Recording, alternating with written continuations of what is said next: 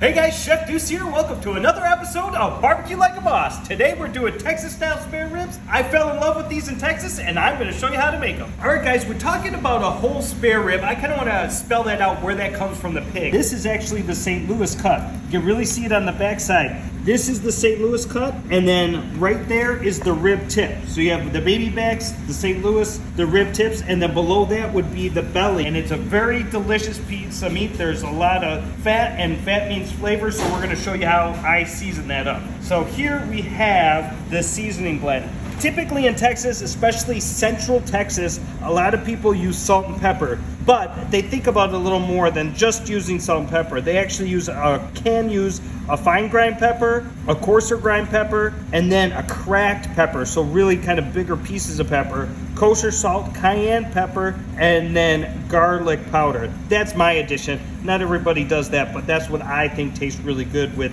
barbecue, is a little garlic in there too. So we're gonna mix all this together.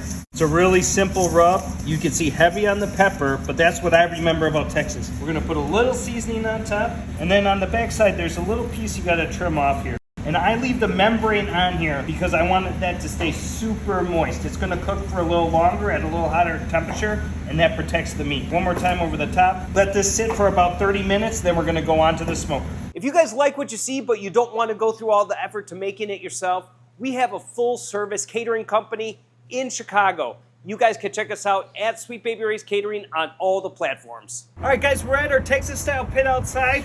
We got hickory wood in there. Most of the time in Texas, depending where you're at, what part of Texas, they'll use post oak or hickory, but it's really whatever's native to that area. So we're cooking at about 300, in between 275 and 300. You can see we got some briskets on for later. This is gonna cook for about 3 hours. It's gonna be nice and tender. You'll see the bones starting to poke through a little bit, and that's when we know it's done. All right, our spare ribs are out of the smoker, and man, they look delicious. You can see that really nice dark color from the smoker. Ribs are starting to poke through on this side.